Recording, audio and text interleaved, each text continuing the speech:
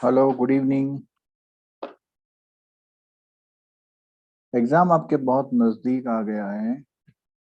अब भी अगर 15-20 घंटे पढ़ लो तो आपका रिजल्ट चेंज हो सकता है। ठीक है। अच्छा, कुछ कंफ्यूजन लोगों को ये है कि मैं एलआरएबी का पेपर दूं या ना दूं, दूं या ना दूं। क्यों नहीं दोगे? एग्जाम देने में क्या हो रहा है? एग्जाम दीजिए, ढंग से दीजिए, क्वेश्चनों को रिकॉल करिए। अगर आपका जेआईबी है तो एलआरएबी अगली बार से हट जाएगा, मान लिया, बट सीआईबी में इंक्लूड हो गया है। प्रमोशन एग्जाम के अधिकतर क्वेश्चन एलआरएबी से आते हैं। एक्ट नहीं भी आता तो उसके बेस पे क्वेश्चंस आ सकते हैं। इसलिए एग्जाम तो देना चाहिए। बाकी सबकी अपनी अपनी ओपिनियन है, आपकी अपनी समझ है। मैंने अपनी बात आपको बता दी। ठीक है। तो यहाँ हम बात कर रहे थे कि हमारे जो टॉपिक्स चल रहे थे उन टॉपिक्स में हम लोग अब हम आते हैं। मॉर्निंग में हमने किया था कॉन्ट्रैक्ट ऑफ सेल वाला, कॉन्ट्रैक्ट ऑफ सेल। तो अभी जो क्लास है उसमें जो टॉपिक है वो कॉन्ट्रैक्ट ऑफ सेल से ही कुछ रिलेटेड है। तो उसी में सेल अगर होती है तो उसी से रिलेटेड है, तो उन चैप्टर्स को हम लोग कवर कर लेते हैं। ठीक है। तो उसमें सबसे पहला चैप्टर है 48 नंबर, जिसका नाम है कंडीशंस एंड वारंटीज। जिसका नाम है कंडीशन एंड वारंटीज।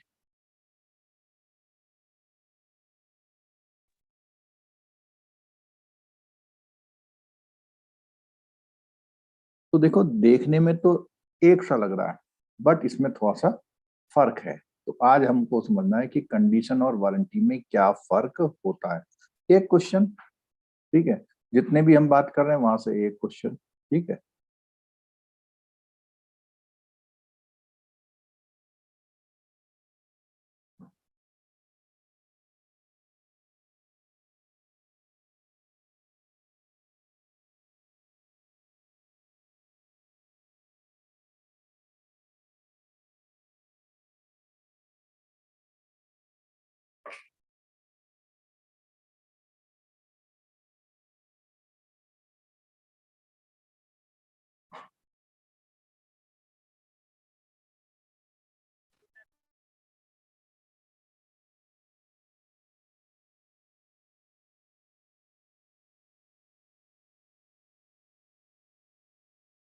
तो ये जो कंडीशंस एंड वारंटीज है, ठीक है, इसको हमें समझना।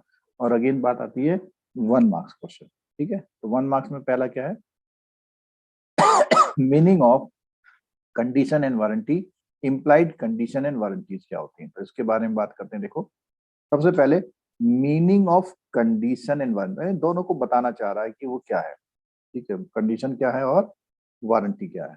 तो इसमें बोला हुआ, जब भी हम कोई सामान बेचते हैं under goods sales of goods act, the stipulations in a contract of sale, जो सेल का हमारा कॉन्ट्रैक्ट हुआ है उसमें जो भी लिखा गया है, ठीक है, जो भी लिखा गया है कि भाई ऐसा करेंगे, आप 2 महीने में पेमेंट करेंगे, आप सामान हमारा वहां तक पहुंचाएंगे, ऐसी कोई भी बात, तो उसमें बोलता है स्टिपुलेशंस, नियम और शर्तें in a contract of sale with reference to goods are classified based on their importance as condition और ए वारंटी। अब इसमें होता है वो नियम और शर्तें जो होती हैं, या तो वो कंडीशन होती है या वारंटी होती है। तो कब वो कंडीशन होती है, कब वो वारंटी होती है, उसकी बात करते हैं।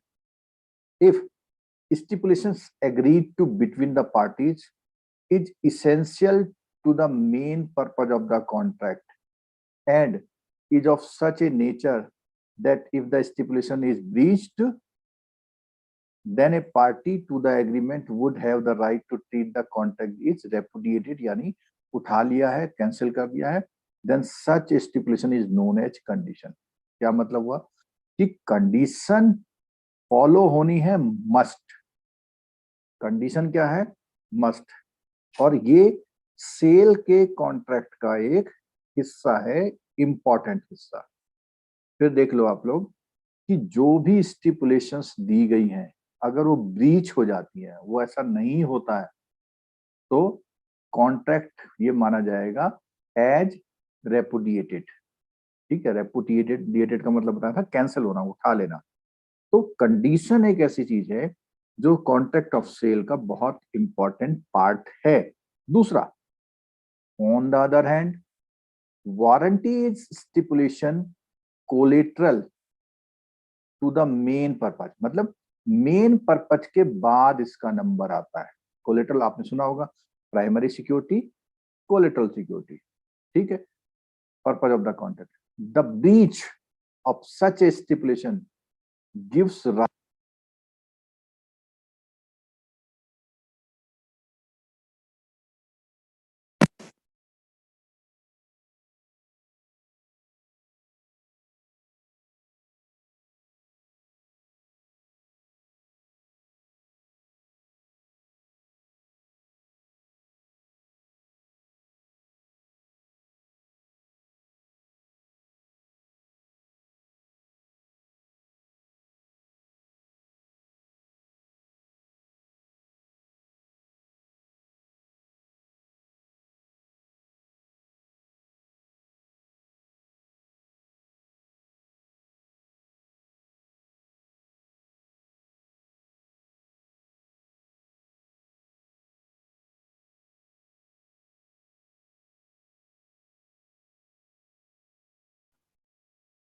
हेलो, ये थोड़ा सा माइक गड़बड़ हो गया था।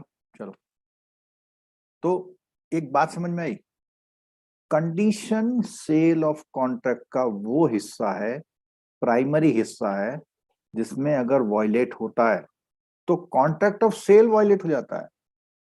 बट वारंटी उसके बाद शुरू होती है, और अगर वारंटी वॉइड होती है तो कंपनसेशन होता है, सेल तो हो चुकी। तो मींस क्या मतलब है, gives right to claim for damage only.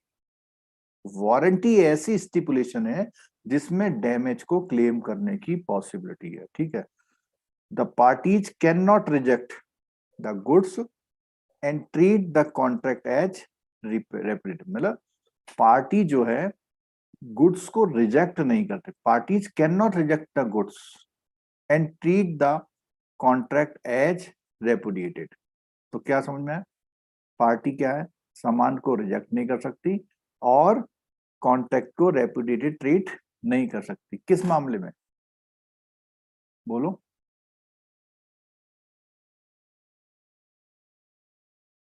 Condition अगर स्टिपुलेट नहीं होती है तो वो सेल ऑफ कॉन्ट्रैक्ट कैंसिल हो जाता है, ठीक है। बट यहां पर बोलता है कि the parties can not reject the goods, parties can not the reject the good and treat the contract at repudiated, ठीक है।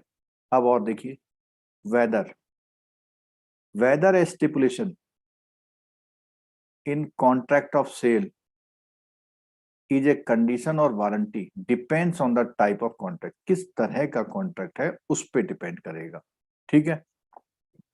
Even if the parties have agreed that stipulation is a warranty, in fact it may be a condition if it is the basis of the. तो कई बार क्या होता है कि जो वारंटी की तरह स्टिपुलेट किया जाता है, जो वारंटी में लिखा गया है, in fact it may be condition if it is the basis of the contract, if it is the basis of the contract, ठीक है। तो उसमें क्या है कि पार्टी जो एग्री है उस स्टिपुलेशन को, ये कह रही है कि वो वारंटी है, बट वो क्या हो सकती है वारंटी की जगह, कंडीशन। बट कंडीशन वारंटी नहीं बन सकती, वारंटी कंडीशन बन सकती है बट कंडीशन वारंटी नहीं बनेगी। दूसरी बात, if a contract of sale is subject to any condition to be fulfilled by the seller and the seller does not fulfill, the buyer can waive the fulfillment of the condition or he can treat it as not fulfillment of the warranty। देखो सुनो, इसे फिर ध्यान से सुनना। अगर contract of sale है, is subject to any condition, उसमें कुछ कंडीशन लगी हुई है, उस कंडीशन को पूरा करने पर ये कॉन्ट्रैक्ट ऑफ सेल होगा, ठीक है। जो कि किसने करनी है, सेलर ने, और सेलर इसे नहीं करता है। सेलर कोई काम कंडीशन पूरी करनी थी, वो नहीं करता है, तो बायर चाहे तो उसकी उस शर्तों को वेव कर सकता है, क्या कोई बात नहीं, आपने ट्रक से नहीं भिजवाया, बस से भिजवा दिया, आ गया, ठीक, बात खत्म हो गई, ठीक है। और he can treat it as not fulfilment of a warranty, मतलब अगर वो कह दे कि कोई बात नहीं वेव हो गया, तो वो कंडीशन को वेव करा, लेकिन he can treat it as non fulfilment of a warranty, या वो ये कह देगा कि भैया इसने वारंटी फुलफिल नहीं की है, दिस इज लेफ्ट आउट। तो एक तरह से यहाँ पर एक और इंपॉर्टेंट पॉइंट आ रहा है, ये बायर पे डिपेंड करता है कि वो उसको एज ए कंडीशन ले रहा है या एज ए वारंटी ले रहा है। However, if the buyer has accepted the good, then such a choice is, अगर उसने एक्सेप्ट कर लिया गुड्स को, मतलब एक्सेप्ट कर लिया, ठीक है, हो गया, ओके, तो choice is not available to the buyer and the buyer has to treat the non fulfilment of condition by the seller as breach of warranty only. तो यहाँ फिर समझ लो, अगर उसने वेव कर दी बात, तो वो कंडीशन की तरह आती है, अगर वेव कर दी, ठीक है, अगर वेव नहीं करी तो वारंटी की तरह आती है। फिर आगे बोलता है कि अगर ये चॉइस जो है बायर के पास है, बायर को ट्रीट करना है कि नॉन फुलफिलमेंट ऑफ कंडीशन हुई है या ब्रीच ऑफ वारंटी ओनली है, अनलेस देयर इज एक्सप्रेस और implied term of the contract, contract में जब तक कोई एक्सप्रेस या इम्प्लाइड बातें ना लिखी गई है। तो इसमें आप बताओ कौन सी इंपॉर्टेंट, कंडीशन इंपॉर्टेंट है या गारंटी वारंटी? कंडीशन। कंडीशन ज्यादा इंपॉर्टेंट है, ठीक है। चलो, implied condition and warranty, implied condition and warranty, ठीक है। तो इसमें क्या बात करता है, in a contract of sale of goods, in a contract of sale of goods, condition and warranty may be either express और इम्प्लाइड, या तो लिखा हो या माना जाए कि हाँ ऐसा होता है। Express condition and warranties are those which are expressly stated in the contract, जो लिखा हुआ है। इम्प्लाइड कंडीशन क्या होती है, वो कहता है those which the law imply, law में लिखा हुआ है कि जब आप सामान लेंगे तो उसकी रसीद देनी है, लॉ में लिखा हुआ जो आप सामान देंगे वो खराब नहीं होना चाहिए, खराब होगा तो बदला जाएगा, ये लॉ में लिखा हुआ है, नहीं बदलोगे तो कंपनसेशन देना होगा, सब लॉ में लिखा हुआ है। तो जो लॉ में लिखा है वो इम्प्लाइज है, और अलग से आप कुछ लिख रहे हैं तो वो एक्सप्रेस है, ठीक है। into every contract sale of good, however such implied condition and warranties can be excluded by the parties to the contract if they agree expressly on these issue। क्या बोला है, such however such implied conditions and warranties can be excluded, exclude करी जा सकती है, चाहे वो जो इम्प्लाइड कंडीशन वारंटी कब बाय द पार्टी, वो उसे एक्सक्लूड कर दे to the contract if they agree. किसी भी इम्प्लाइड कंडीशन वारंटी को उठाने के लिए एक्सप्रेस एग्रीनेस होने चाहिए, मतलब कि जो ऑटोमेटिक चीजें हैं जिसे कानून में लिखा हुआ है, कानून में जो लिखा हुआ है, लेकिन वो दोनों लोग कह सकते हैं कि चलो हमें 10 रुपए के बदले में 10 रुपए का सामान मत दो, दोनों एग्री होते हैं, तो इम्प्लाइज वारंटी को विड्रॉ किया जाएगा एक्सप्रेस करके, लिख करके, ठीक है। अब बात आती है title of the seller. There is an implied condition on the part of the seller that, क्या है, ही हैज द राइट, जो अभी बात आ रही थी उसको क्या कंडीशन, उसको राइट है सेल करने का इन केस ऑफ सेल, और he will have a right to sell the goods at the time when the ownership is passed to the buyer, मतलब उसको राइट है किसी सामान को, गुड्स को सेल करने का at the time when the ownership is to pass है, जब वो उसकी ओनरशिप किसी दूसरे को ट्रांसफर करना है उसको, तब वो क्या करेगा, उसको बेचने का अधिकार उसको है, ठीक है। In case agreement to sell, तो एग्रीमेंट टू सेल उसका बेचने का अधिकार है उसको। अब इसमें टाइटल है, a buyer buy a second hand car from A and pay him, police takes away the car as it was stolen one. A can recover the price paid from B as he has violated the implied condition above. तो implied condition कानून में लिखा हुआ है, चोरी का माल बेचना मना है, उसने चोरी का माल बेच दिया, तो मना है तो मना है, ठीक है। तो वो कौन सी कंडीशन है? इम्प्लाइड, ठीक है। Sale of goods by description, जब कोई सामान हम बेचते हैं तो अगर उसका डिस्क्रिप्शन लिखा जाएगा तो उसको हम बोलते हैं sale of good by description, जैसे मशीनरी, कार, सीरियल नंबर जिसमें होता है, ठीक है। A sale certain curtains to be by describing them the 17th century, उसने उसकी एक आइडेंटिटी बना दी। Later B discover that curtains are not of the 17th century, a can reject the goods and claim back the price, और A जो है उसको reject कर सकता है और क्लेम बैक द प्राइस, और क्या कर सकता है? अपने पैसे वापस ले सकता है, ठीक है। सेल बाय सैंपल, अब कई बार क्या होता है कि भैया आपको क्या लेना, आपने कहा ऐसे पेन मिलेंगे, 100 चाहिए आपको, तो 100 पेन ऐसे आने चाहिए, क्योंकि आपको उसने क्या दिखाया है? एक सैंपल दिखाया है, ठीक है। Bulk sale correspondence with the sample in the quality, buyer sale have an opportunity to compare the bulk with the sample, ठीक है। तो वो बायर को मिलान कर सकता है। Goods sale be free from any defect rendering them unmerchantable, मतलब वो बिक्री योग्य नहीं है, व्यापार योग्य, which would not be apparent on the reasonable examination of the sample. तो कई बार क्या है, goods sale be free from any defect, वो गुड्स कैसी होनी चाहिए, उसमें कोई डिफेक्ट नहीं होना चाहिए, और वो ऐसी होनी चाहिए जैसे व्यापार योग्य, मतलब सेल करने लायक, which would not be apparent on reasonable examination of the sample, जो which would not be apparent, apparent माने उसका जैसा, एक दिखते ही वैसा, on reasonable examination of the sample, ठीक है। तो वो अनमर्चेंटेबल नहीं होनी चाहिए देखने से, ठीक है। इसमें देखो क्या है, A wants to buy rubber material of certain length and weight, B ने एक सैंपल दिखाया, ए ने अप्रूव कर दिया, बी ने सामान भेज दिया, ठीक है, with A variation of length of the rubber, जैसा उसने दिखाया था वैसा नहीं मिला, ए कैन रिजेक्ट द गुड, तो उसमें क्या है, क्योंकि वो वैसा सामान नहीं निकला। Sale is by sample as well by description, sample भी दिखा रहा है, उसका डिस्क्रिप्शन भी दे रहा है, क्या?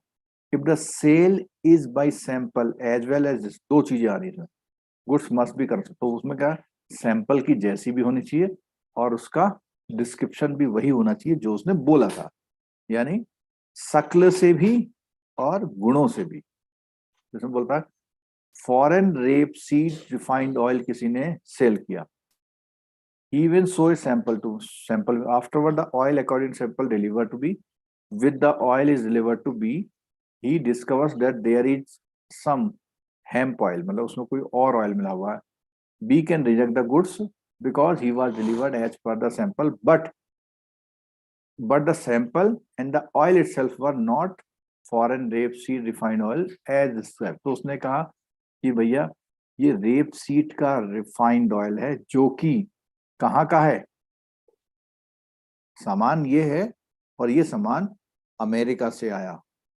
सामान भी मिलाएगा, आना भी अमेरिका से चाहिए, तो उसने देखा कि ये इस चीज को मैच नहीं करता। Foreign rape was not foreign rape seed refined oil as described by A, ठीक है। Quite position, there is an implied warranty that the buyer shall have and enjoy quiet possession of the goods। तो इसमें बोला हुआ कि वो उसके position में होना चाहिए, मतलब जब कोई चीज खरीद लेगा तो उसका पोजीशन भी तो होना चाहिए, बायर जो है उसका पोजीशन में भी आए। Goods are free from any income, वो कहीं पे गिरवी नहीं होनी चाहिए सामान, पता लगा गिरवी सामान बेच दिया।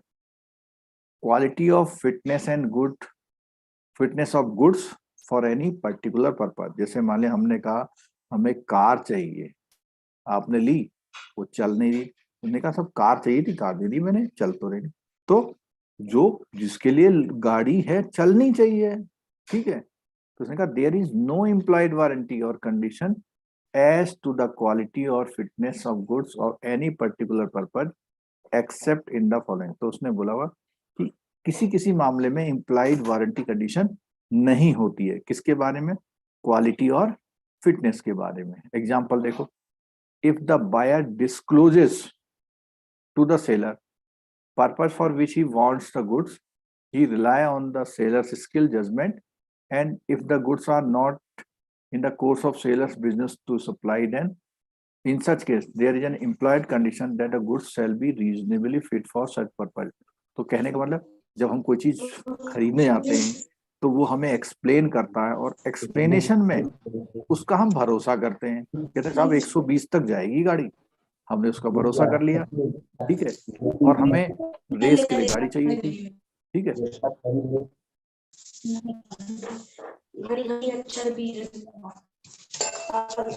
राम कुमार जी, आपके घर की आवाज।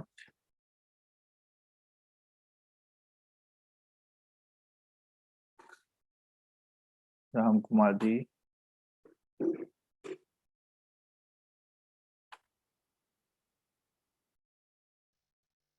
जी सर, बंद कर दिया आपने। ठीक है, चलो यहाँ बात आई थी कि जिस पर्पज के लिए सामान लिया गया वो ऐसा होना चाहिए। जैसे किसी ने हॉट वाटर बोतल खरीदी, ठीक है, और उसने कहा कि भाई हॉट वाटर वाली चाहिए, तो बी ने कहा it is mean for to hold hot water only. As wife is injured and hot water बोतल बस्ट। अब क्या हुआ, हॉट वाटर फट गया। B was liable to the breach of implied condition, means भाई गर्म पानी रखना, गर्म ही डाला और वो फट गया।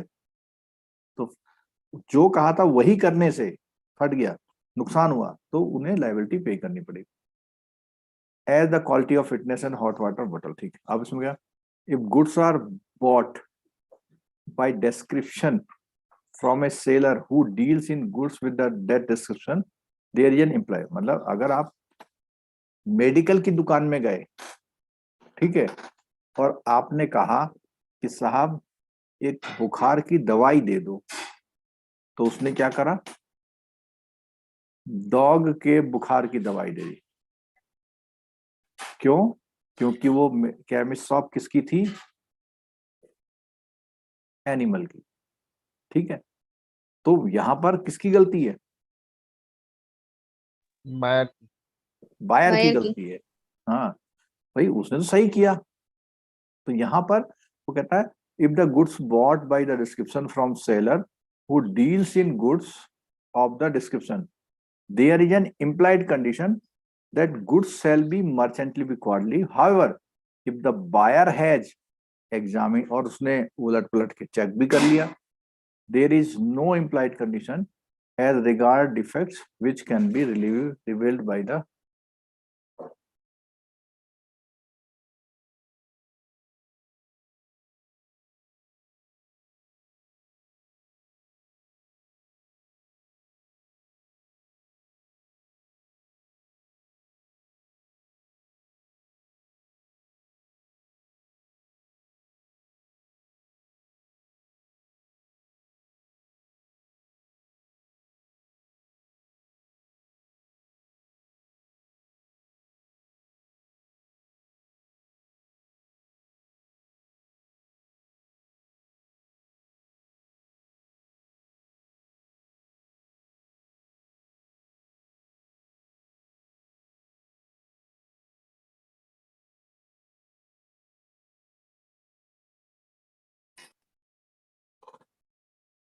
यहां पर बोला देयर, हेलो,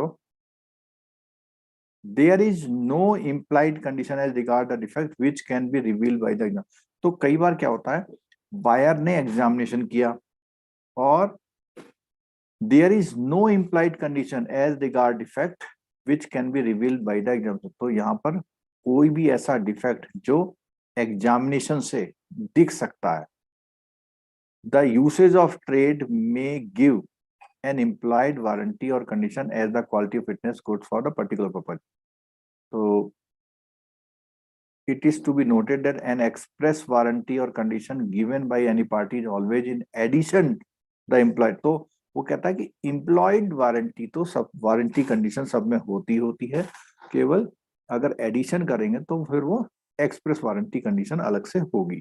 अच्छा, एक क्वेश्चन आपके एग्जाम में ये वाला आने वाला है, जरा जोर से पढ़ो सब लोग, क्या लिखा हुआ है?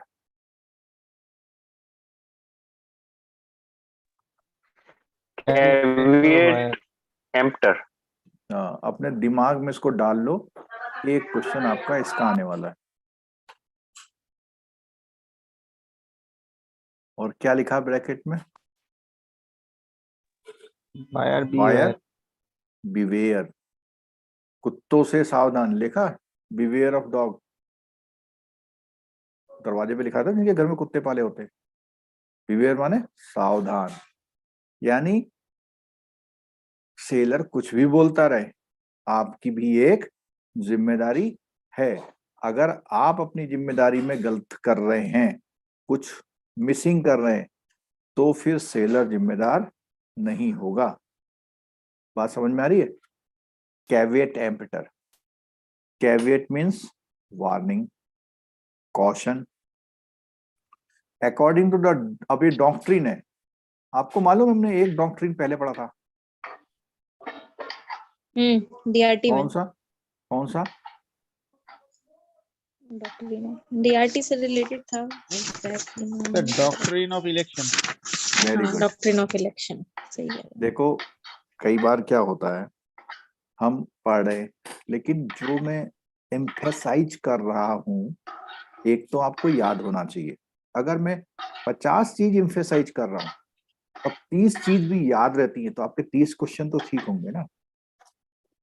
और जो ठीक होते हैं, जिनका मेमोरी शार्प है, पहले से पढ़ा हुआ, रिवाइज करता हूं, उनके 50 ठीक हो सकते हैं।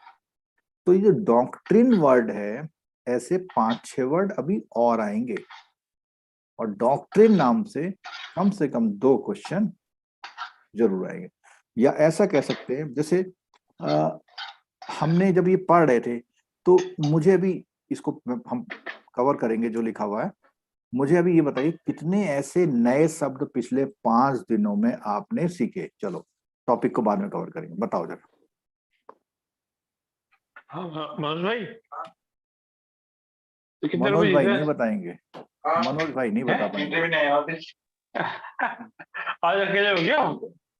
उन्होंने सुना नहीं जिनको आप कह रहे हैं। राठौर जी, यार ये डालते हो तो राठौर जी, मनोज भाई कहाँ गए? और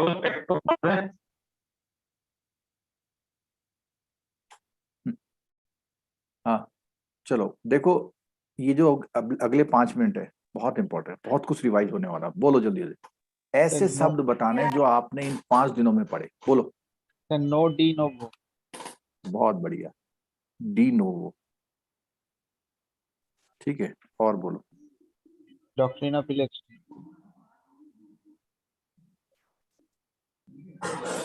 doctrine of ab initio sir.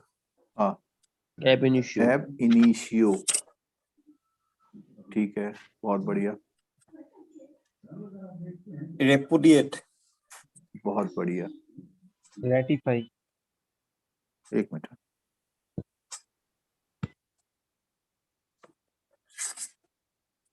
Ratify, repudiate, consideration. Consideration, बहुत बढ़िया। और धन्यवाद कम कर। और बोलिए। और रेटिफिकेशन। ये आ गया, रेटिफाई आ गया ना। बोलो, इससे थोड़ा रिवाइज हो जाएगा कुछ चीजें हमारी। एक एजेंसी में एक शब्द आया था, वो बोलो तो जरा। एजेंसी जब पढ़ रहे थे तो एक शब्द आया था, यूट्यूब वाले भी आंसर कर सकते हैं। एक आया कॉग्निजेंस आया, वेरी गुड। जय नारायण जी बोले कॉग्निजेंस। चलो अभी हम सब इनकी बात करेंगे दोबारा है। आप पहले वर्ड लिखाओ, मैं सबको समझा दूंगा तो आपका रिवीजन अच्छा हो जाएगा। सर ये सीआईबी में कहाँ पे आएगा? रिटेल में? क्या सीआईबी में लिंक चला गया क्या आज? हाँ सर। अरे ऐसा तो नहीं जीआईबी में बस ना गया हो? अभी आया सर ये लिंक। नहीं, किसी ने नहीं गलत दे सर दिया। जेआईबी वाले तो हाँ सर ऐड है। सीआईबी में लिंक नहीं आया है। सीआईबी में नहीं है ये जीआईबी में है। लेकिन उसमें तो सीआईबी भी लिखा हुआ है। सीआईबी वाले अरे वो ग्रुप में वैसे लिख लिंक आया रहा, आपको सर, ग्रुप पे लिंक तो नहीं भेजा ना? ग्रुप में लिंक आया सर, तभी तो ज्वाइन किया है। वो चलो, सर अगर टाइम है तो स्टार्टिंग बैठ में जाओ, दो कोई बात लिंक नहीं। वो कोर्सेज का था शायद, इसीलिए चला चलो गया कोई होगा। बात नहीं, आगे बढ़ो भाई। हाँ, कॉग्निजेंस के बाद उठाओ। Del credere agent. हाँ, डेल क्रेडियरे। और बोलिए।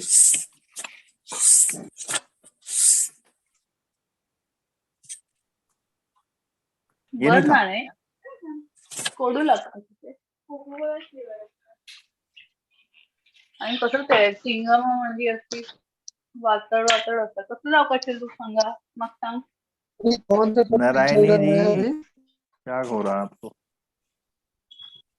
फॉरबियरेंस टू स्यू। बिल्कुल, फॉरबियरेंस। हेलो। हाँ सर जी नमस्ते।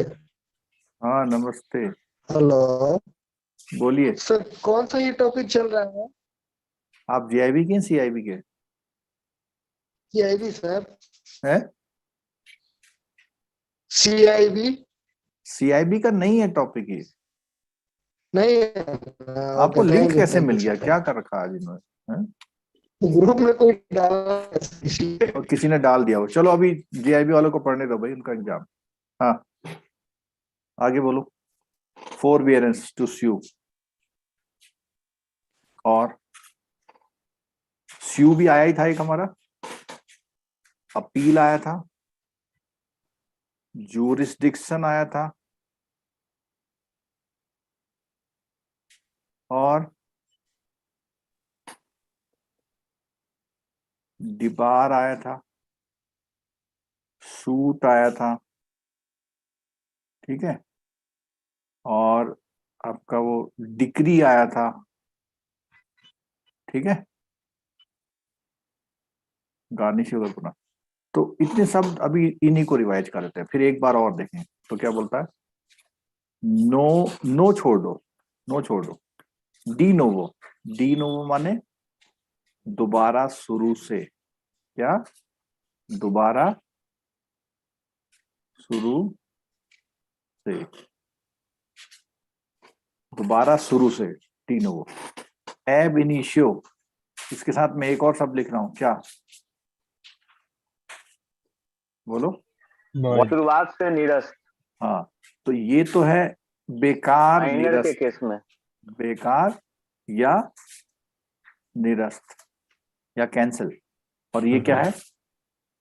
शुरुआत से ही, फ्रॉम शुरुआत स्टार्टिंग, से ही, जिस दिन बना उस दिन खत्म है, फ्रॉम बिगिनिंग। From beginning. ठीक है, और बोलो। चलो, doctrine of election. Doctrine of election का मतलब आपको ऑप्शंस हैं, अगर हाँ डॉक्टर, हाँ तो आप उसमें से जो ऑप्शन चाहें वो चुन सकते हैं, बट सोचे वो तीनों ऑप्शन अलग होने चाहिए और एक ही हम्म। पर्पज के लिए होने चाहिए। उद्देश्य एक ही हो लेकिन अलग अलग उसके वो हो। रेटिफाई माने एक्सेप्ट करना, सहमति देना। रेपुडिएट माने एक्सेप्ट नहीं करना, हाँ, मतलब इसको कहते हैं कैंसिल। विड्रॉ करना, विथड्रॉ। ठीक है, विड्रॉ करना, या सिंपल कहेंगे not accepting, not accept. Cognizance. हाँ, इसमें एक शब्द रहेगा था कंपाउंडेबल। क्या था? कंपाउंडेबल। तो कॉग्निजेंस माने होता है स्वतः संज्ञान लेना, ठीक है, संज्ञान लेना किसी बात पे खुद से, इसको बोलते हैं गेन ऑफ नॉलेज। नहीं नहीं, वो नहीं, ना वो नहीं, गेन नॉलेज नहीं। कहते हैं कि आजकल मोहल्ले में बहुत पॉल्यूशन हो रहा है, ठीक है, तो लोग अपना चले जाने को मतलब नहीं, बट कोई वहां से अधिकारी गुजर रहा था, उसने देखा पॉल्यूशन है, वो गया ऑफिस में, उसने खुद ही चिट्ठी लिखी कि वहां जाओ देख के आओ क्या है। किसी ने शिकायत नहीं करी उसको, तो स्वतः संज्ञान लेना, ठीक है। कंसीडरेशन माने कुछ रुपए या वस्तु। डेल केडर माने एक्स्ट्रा Remuneration. रेमुनरेशन, Delta ठीक है। इम्प्लाइड माने by law. निहित, पहले से शामिल है जो। एक्सप्रेस माने Unemployed. Exception. Additional. Unexpressed. Written, Written. ठीक है। और ओरल दोनों आते हैं, कह कर भी कि तुम ये ले जाओ और इसकी मेरी जिम्मेदारी, ये एक्सप्रेस वर्ड है उसके, ठीक है। Forbearance to sue, Forbearance to sue. sue माने केस करना, केस करना. फोरबियरेंस माने मना करना, छूट करना, मुक्त कर देना, ठीक है, ठीक। अपील पता ही है। ज्यूरिसडिक्शन, जैसे मैंने एरिया एलोकेशन, जियोग्राफिकल एरिया. नहीं, इसमें तो कई सारी चीजें आते हैं, ठीक है। Tenor. तो मतलब आपका एरिया भी हो सकता है, आपका अमाउंट भी हो सकता है, ठीक है, आपका टाइप माने power ऑफ to- एक्टिविटी भी हो सकती है। Power to utilize sir. By law. Rana ji आपके घर से आवाज आ रही है, चलो हाँ। अधिकार क्षेत्र, ठीक है। डिबार माने नो एंट्री, यानी दीवार नो एंट्री. नो एंट्री कर दिया। शूट माने केस, केस. ठीक है। डिक्री माने डिक्री मैंने final order. No option. Final order where there is no appeal, ठीक है। तो ये इतने शब्द हैं, अभी और भी आएंगे, हम लोग इसको बार बार करते रहेंगे। तो ऐसे शब्द अगर क्वेश्चन में मिलेंगे तो आपको 5 एक क्वेश्चन इसमें से मिल जाएंगे, ठीक है। डेल डेल केडरी मतलब क्या बताया आपने सर?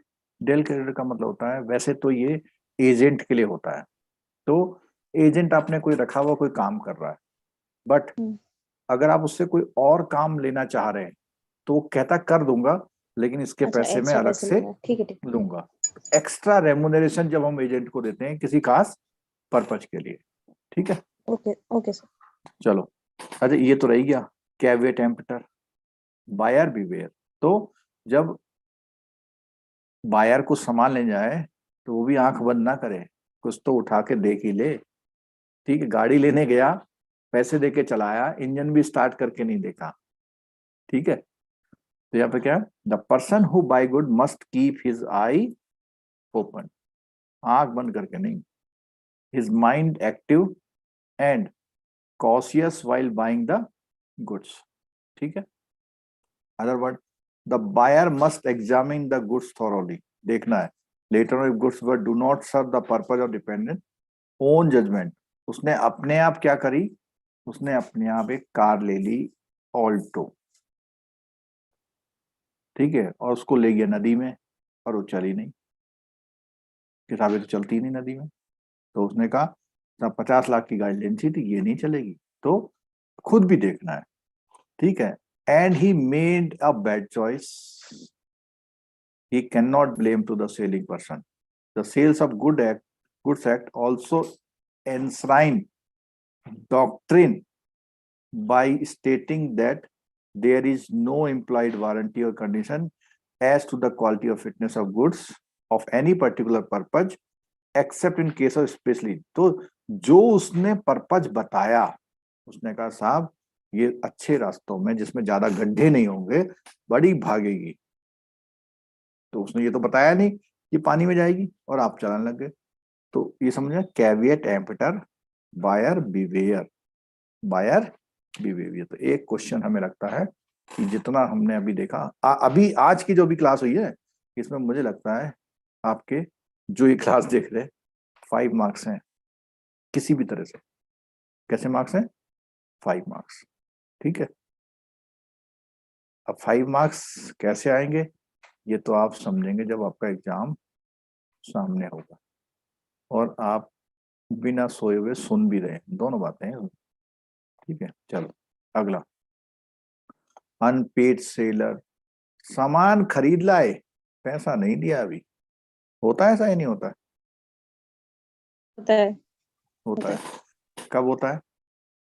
जब आप सामान या तो कैसे ले, क्रेडिट में, क्रेडिट में, क्रेडिट में, या सामान कैसे ले, EMI में, EMI पर, या सामान का चेक दे आए और चेक क्या हो गया, डिसऑनर हो गया, बाउंस, डिसऑनर, बाउंस हो गया।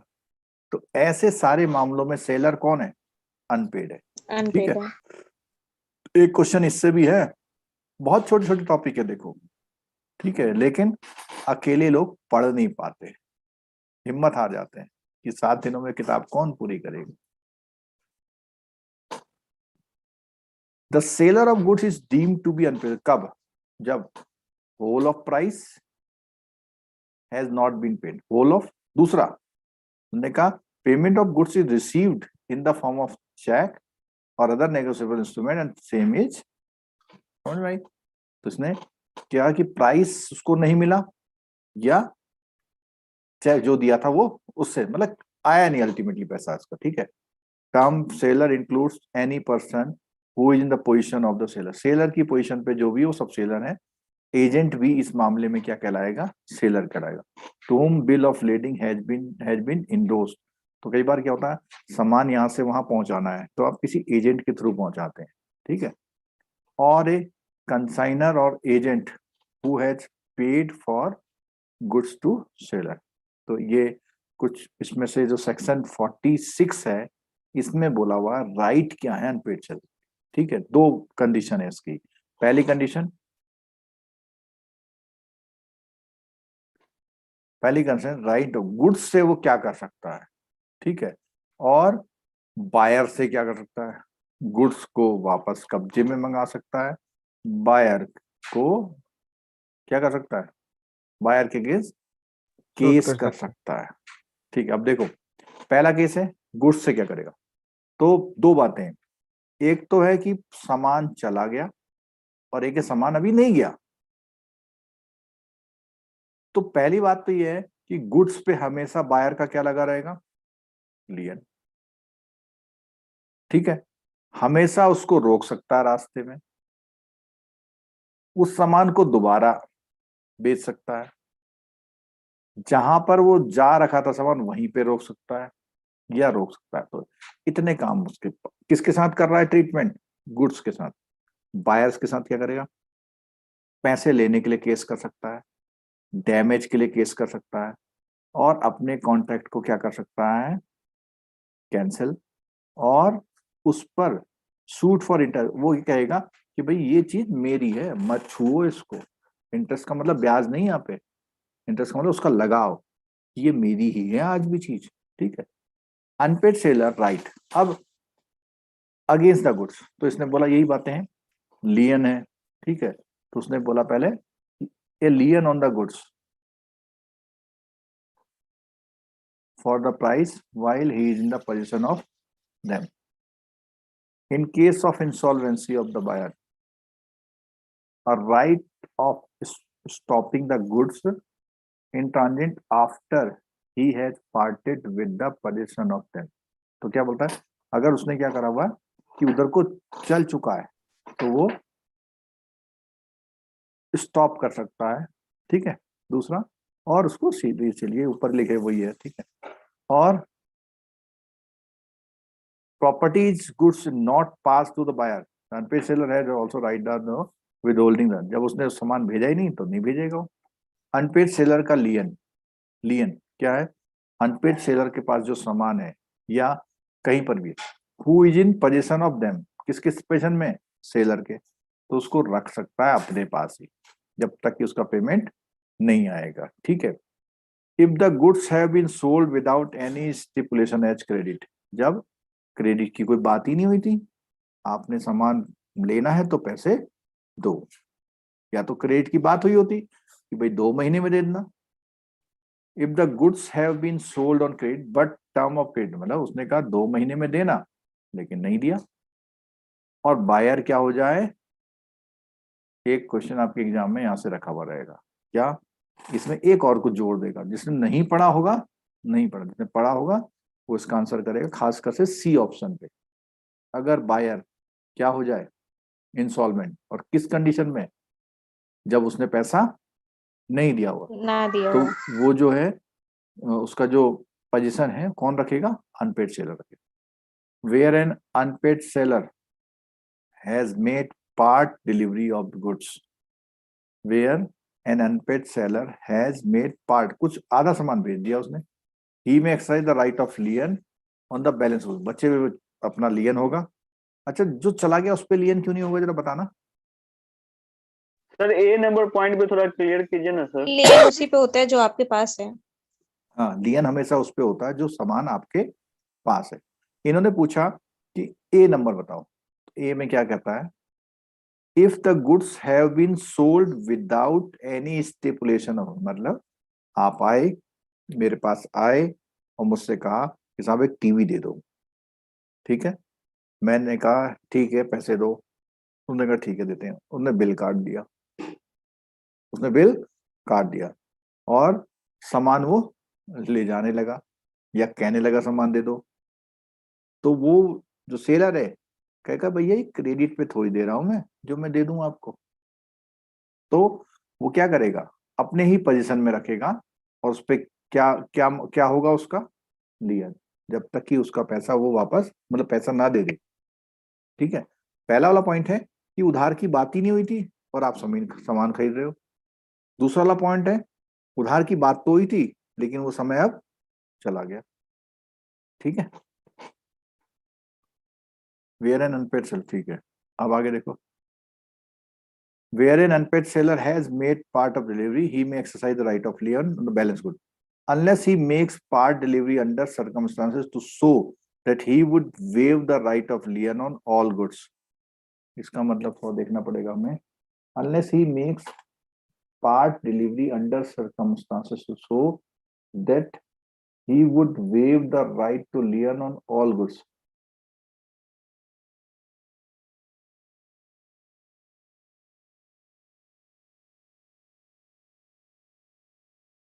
ये थोड़ा सा मेरे को कंफ्यूज कर रहा है। सर मतलब वही होगा जो पहले कह रहे हैं, वो सामान आपके पोजीशन में आ गया और किसी बस उसका नहीं right to lien on our goods.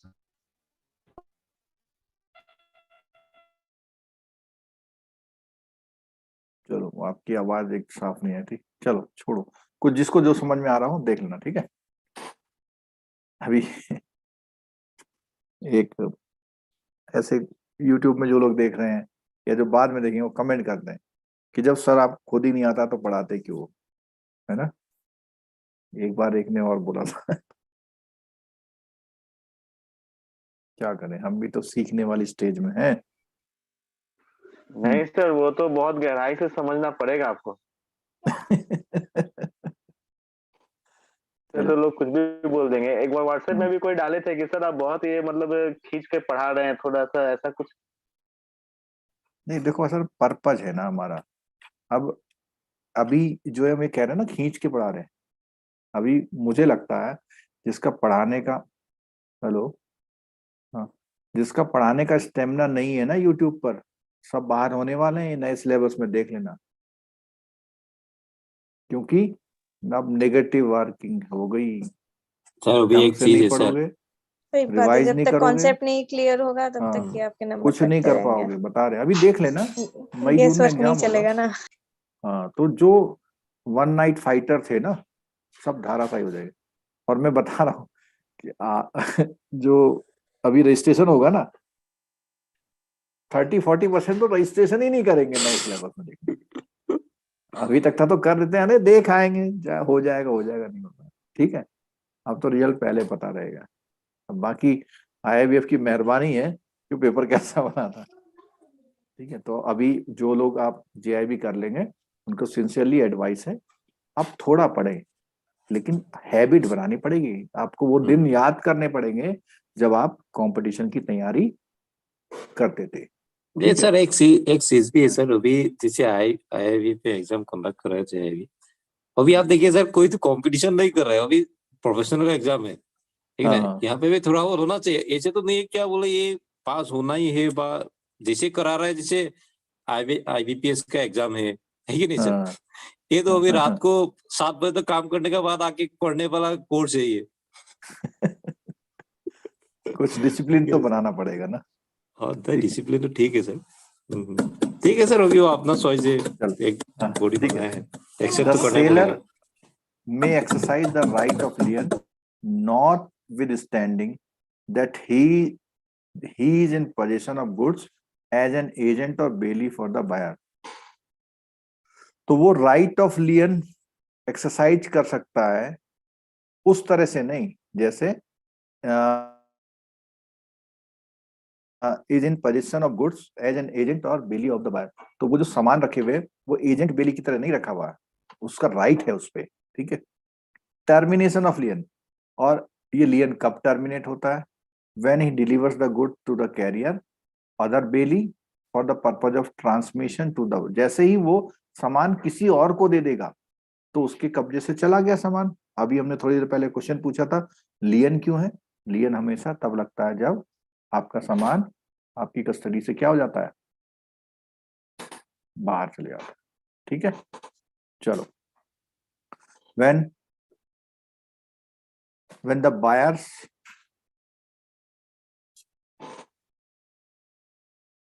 Hello, आवाज आ रही है? हाँ सर आ रही है। when the buyer or his agent lawfully obtain possession of the goods, ठीक है। तो जो खरीदने वाला है उसके पास या उसके एजेंट के पास लॉफुली सामान आ जाए तो भी, और या वो उस लियन को क्या कर दे, वेव कर दे, लिख के दे दे, ठीक है जी साहब ले जाओ। The lien is not just because the seller obtain a decree for the price of the goods. तो उसने बोला हुआ lien is not just because the seller obtains a decree for price of the goods. इसका मतलब कोई बताओ तो जरा।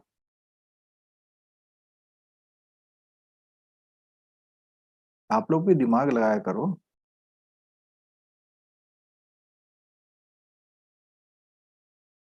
लियन is not lost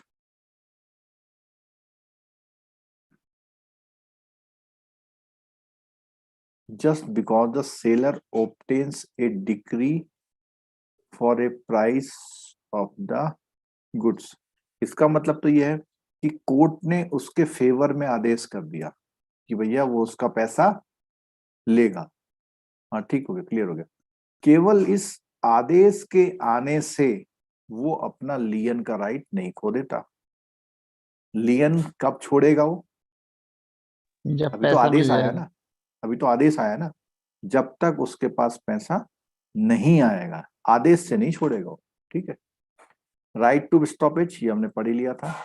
duration of transit, तो जब ट्रांजिट में सामान जा रहा है तो क्या है? तो उसने बोला are delivered to the carrier और other bailee for the purpose of transmission the buyer and the to the buyer and the transit ends when the buyer or his agent takes delivery of them from such carrier or other belly। तो इसने क्या बोला? अगर सामान जा रहा है कहीं पे, ठीक है, when the buyer or his agent take delivery of them, और इसका मतलब ये हुआ कि अगर बायर ने या उसके एजेंट ने डिलीवरी ले ली तब तो बात खत्म हो गई। नहीं तो जब तक रास्ते में है तब तक क्या माना जाएगा? उसे ट्रांजिट माना जाएगा। और ट्रांजिट के सामान को कौन रोक सकता है? Seller. Seller. Unpaid seller, seller नहीं, अनपेड सेलर। अनपेड सेलर, ठीक है। Paid seller. How stoppage in transit is, कैसे होता है, ठीक है। तो उसने बोला may exercise his right to stoppage in transit either by taking, या तो वो झपट ले सामान अपना और वो नोटिस दे दे किसको? कैरियर को, भैया इसको वहां डिलीवरी मत करना, मेरा पैसा नहीं आया। और other bailee in whose position in the goods are, ठीक है। तो ऐसी किसी भी कंडीशन में वो अपना राइट ऑफ स्टॉपेज का अधिकार यूज कर सकता है। इफेक्ट ऑफ सबसेल और प्लेज बाय बायर, यानी वो सामान लिया आगे बेच दिया, या उसने उस सामान को क्या कर दिया, कहीं पर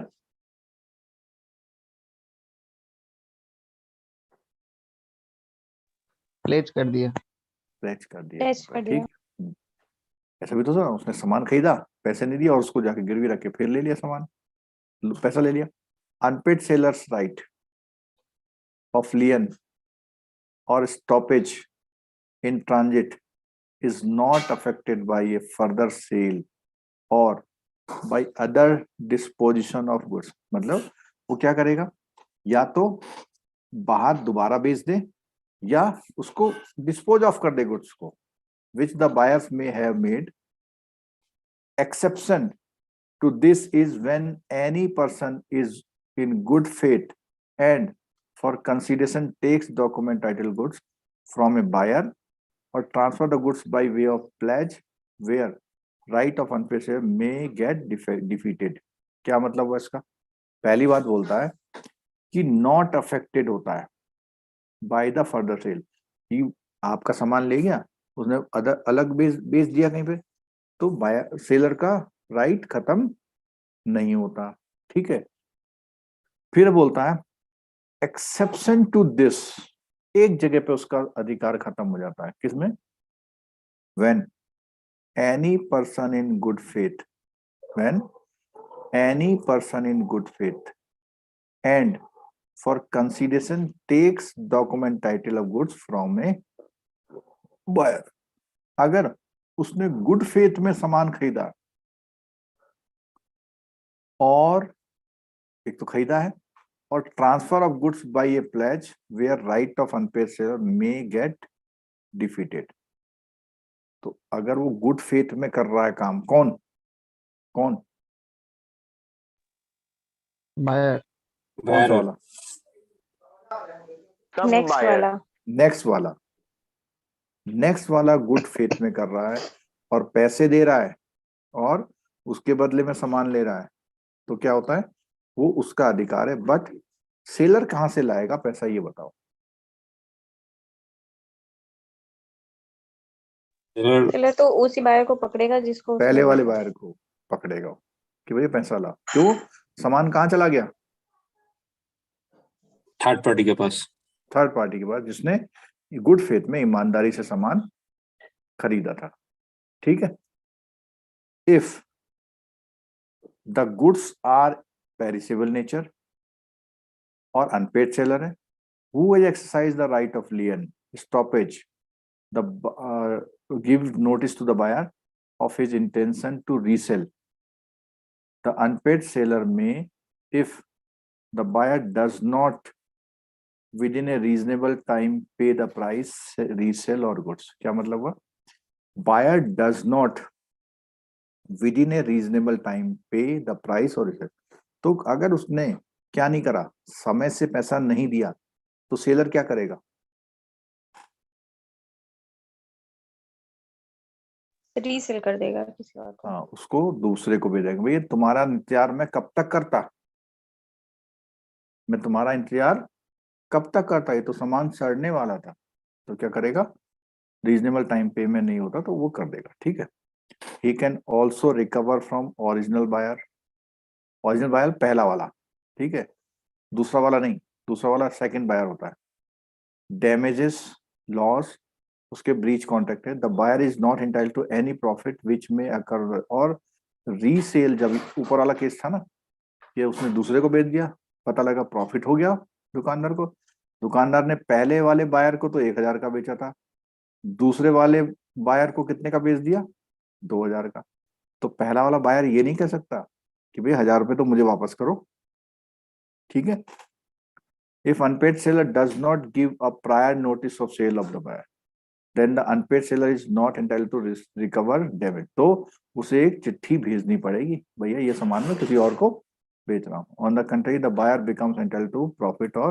और इस मामले में जो बायर है पहला वाला, वो किसका राइट हो जाता है, उसको प्रॉफिट में हिस्सेदारी उसको मिल जाएगी अगर अनपेड सेलर ने उससे बिना पूछे सामान बेचा।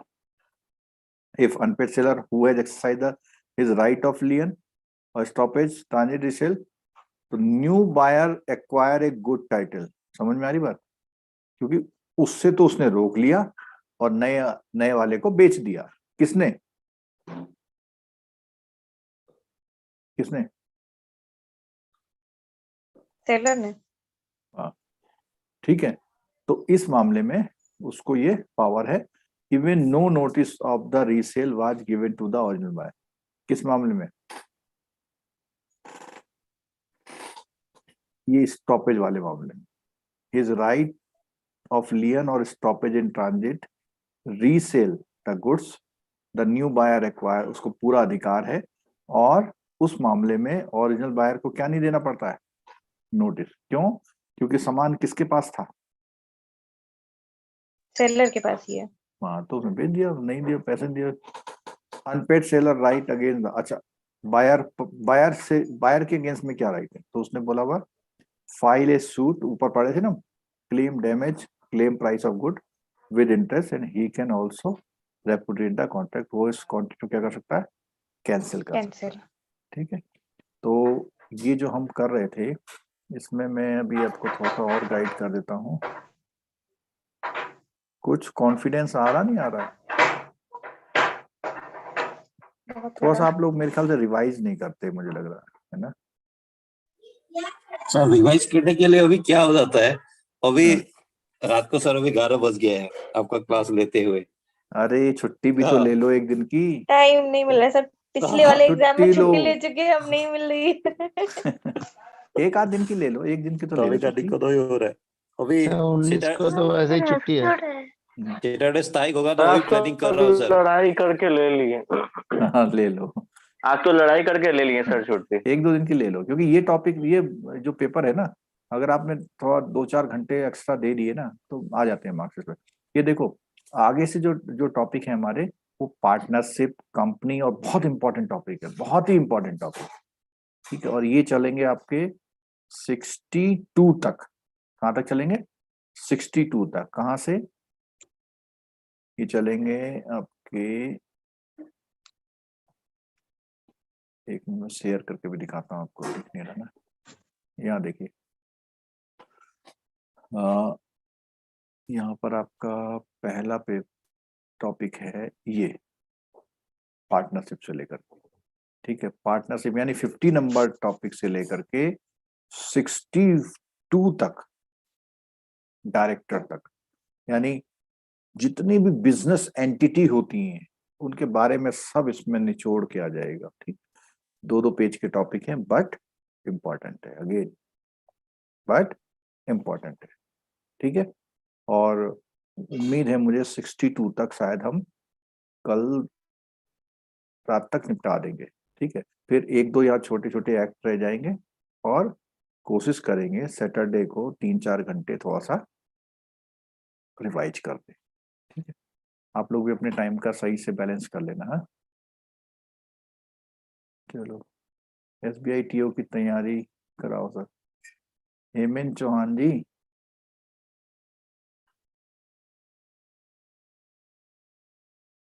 चलो। अच्छा, इसमें एक जय नारायण जी ने लिखा है QIB। जब मैं पूछ रहा था ना कि हमने क्या क्या नए शब्द सुने, है ना, तो उसमें QIB का भी आया था और ARC का भी आया था ना।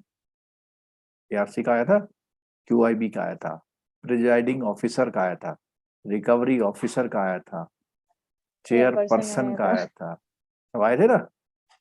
थोड़ा सा अपनी रील को दोबारा से करो, मिलेगा उनकी अपॉइंटमेंट, उनकी एज, उनकी पावर। ठीक है। चलो 9:45 पे मिलते हैं।